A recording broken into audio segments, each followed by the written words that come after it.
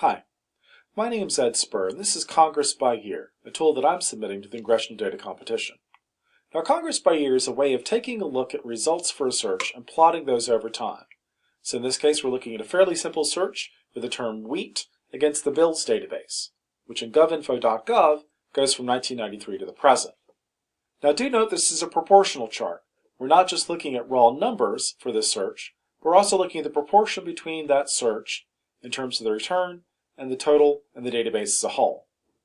Also, this is an interactive chart where if I click on that result, I would actually get the corresponding search in govinfo.gov. Now, using Congress by Year, we can use any of the syntax that's available to us when searching the underlying database. So if I were to take a look at Affordable Care Act and include in quotation marks, I do that as a phrase search. And sure enough, I get back the sort of results that I would expect. But we're not limited just to searching one individual search against a graph. We can actually compare multiple searches. So in this case, if I take a look at this pre-done example, when I'm sending the query Army, Navy, and Air Force to the database, that's what that time series looks like when it's compared against the bills. Now, all of this data is coming directly from govinfo.gov.